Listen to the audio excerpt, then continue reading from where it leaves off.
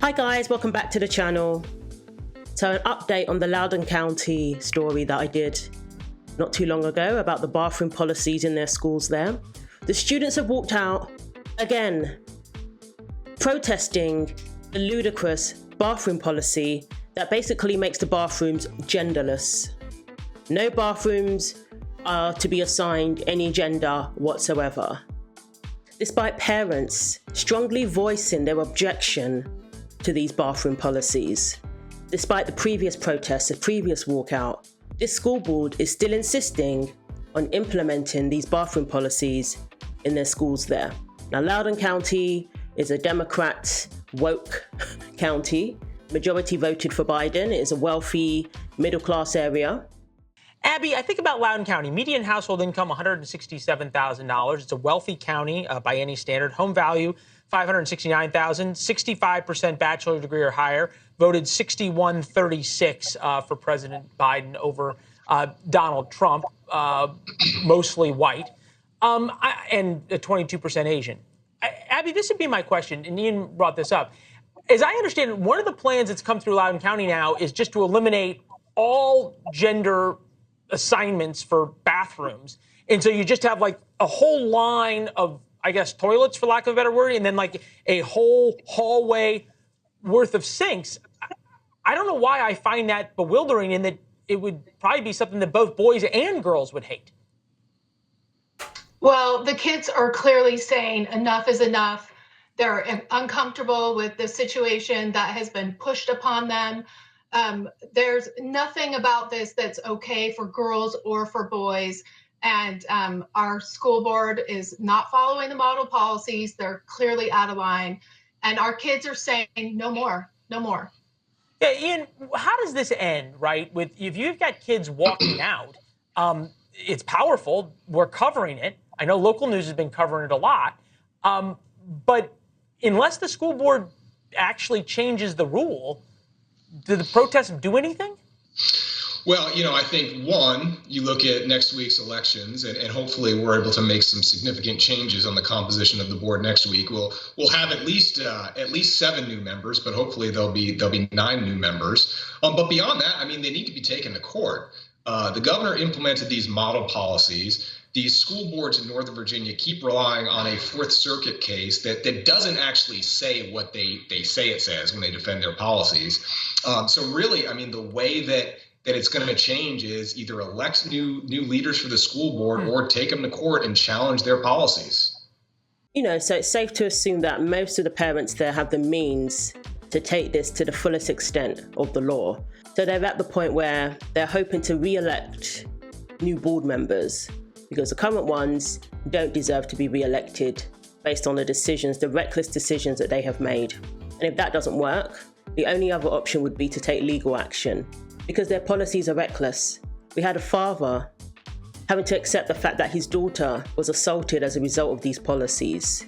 The discussions at their school board meetings always get very heated, and there have been some altercations that have taken place, to the point where this father ended up getting arrested. But thankfully, he was pardoned, and rightly so. I really wanted to win this straight up on my own merit in court. But unfortunately, as things have played out, and, our justice system across this land is unfortunately politicized and weaponized to the hilt. And that should scare every American. So you believe there's no way that you could have won in court? I think I might have been able to win in court with a judge if it would have been the right judge. Mm-hmm. But no, I think in a jury, I think it would have been a hung jury at best. But what everybody didn't really understand is I wasn't really fighting to clear my name from a disorderly conduct charge. I'm a country boy. I'm disorderly sometimes. What this was all about is my free speech. That should not have happened that day. So let's get into the story about the recent walkout. Hopefully this will be effective. Hopefully this sends a clear message that both boys and girls are deeply against this policy. Dozens of students held a walkout over gender bathroom policies in Loudoun County, the progressive Virginia district that became a hotbed of protest on the issue after a pupil was essayed in the school's room by a boy in a skirt. Pupils at Woodgrove High School in Purcellville walked out of their classes Wednesday to express their opposition to policy 8040, which allows transgender, non-binary and gender-fluid children to use bathrooms and locker rooms of their choice. So we're talking about not just regular bathrooms, but also locker rooms where people literally undress. You don't even have to be someone who's been diagnosed with gender dysphoria or anything like that. You can just say you're gender fluid. So basically, there is no gender. And this is where we're at now. So not just bathrooms, but locker rooms too. How is anybody supposed to feel safe? How is anybody supposed to feel comfortable even? Especially in light of the assaults that have taken place in these schools. The Loudoun County School Board voted 7-2, wow, to adopt the rule in 2021. But students say they still want a return to female and male-only bathrooms, WJLA reported. Well, students at a Loudoun County high school walked out in protest over a controversial policy. 7 News' Nick Minock is live now in Purcellville. And Nick, this comes after our exclusive report that some students and families are concerned about this policy. What's going on? Yeah, we're talking about Loudoun County Public Schools' shared bathroom policies that allow non-binary and transgender students to use the bathrooms and locker rooms of their choice. And today, 50 to 100 students at one Loudoun County high school had a pretty simple message to the school board. They want them to restore girls only and boys only locker rooms and bathrooms. Students at Woodgrove High School walked out in protest of the Loudoun County School Board's policy that allows non-binary, gender fluid, and transgender students to use the school bathrooms and locker rooms of their choice. In the locker rooms in the morning, it's an invasion of privacy, as I said, because when men and natural-born males are in our locker rooms and they are showering in the morning, natural-born females can walk in there as they please and as they want to do so, and that is not okay, and it goes against what we believe in. In 2021, the Loudoun County School Board voted 9-3 to adopt the district-wide policy known as Policy 8040.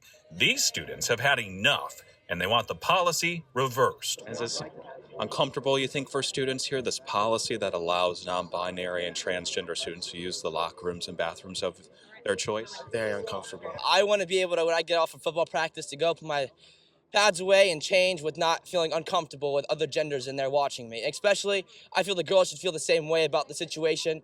How would you feel if you're a female changing with a male in the restroom? It's a massive safety risk, and they don't do anything about it, and we express these concerns, and they ignore us and write us off as right-wing crazies. We're not crazy, we just don't want to be in danger on a daily basis in this building. Meanwhile, a smaller group of counter-protesters waved pride flags. I'm here to support all the children, no matter who they are, yours, mine, all of them. About 50 to 100 students walked out asking the school board to restore girls-only and boys-only locker rooms, showers, and bathrooms in schools. It should be the entire school. But there are a lot of people who are scared to speak out against it, so they stayed inside because they didn't want to receive the backlash. I think it's people finally stepping up and just being sick of it. We're sick of being here and just being completely ignored.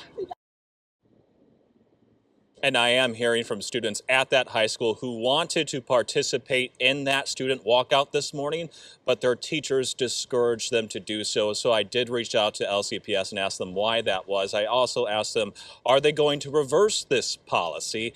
They told me that they're following the policy that the school board's put in place, and they are reviewing the governor's model policy. So we'll let you know when they have an answer on that. It's absolutely shocking that they would do this to our students. They would do this to children. Absolutely shocking. And for what? Inclusion, diversity? What about safety? What about security? And this isn't just the issue of whether you're a bigot or not. This is an issue of safety. This is an issue of practicality. That young man said, the boys are showering in the morning. And this policy allows girls to be in their locker rooms. That takes away all of their privacy. Same thing with the women. They're showering in the morning. This policy allows boys to enter their locker room. This is just taking away privacy for boys and girls. This is just taking away barriers and boundaries.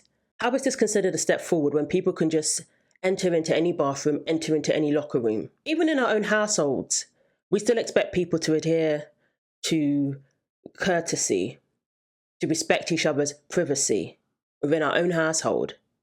But then we send our kids to school and they don't get that same courtesy. They don't get that same consideration. It doesn't make sense. And to think that all of these board members, apart from 2, voted for this. What are they trying to prove? What are they trying to achieve? So Glenn Youngkin, the Virginian governor, who's a Republican, praised the students for their protest for standing up for their right to privacy. Well, let's talk to the governor of the great state, the Commonwealth of Virginia. Glenn Youngkin joins us right now. Governor, good morning to you. Good morning. Thank you for having me, and I appreciate you covering this. This is the exact same school division that covered up 2 sexual assaults of young women by the same perpetrator, to the point where the school superintendent was not only indicted but also fired. This is the same school system that just recently did not disclose for 20 days 9 fentanyl overdoses in one high school. And it's the same school system that has failed to adopt by law our model policies, which make it very clear that locker rooms should be determined by one's biological sex. Sports should be determined by one's biological sex. And now they have students staging a walkout. They're not listening to students. They're not listening to parents. And I have a real sense that they don't listen to anybody other than their progressive left friends.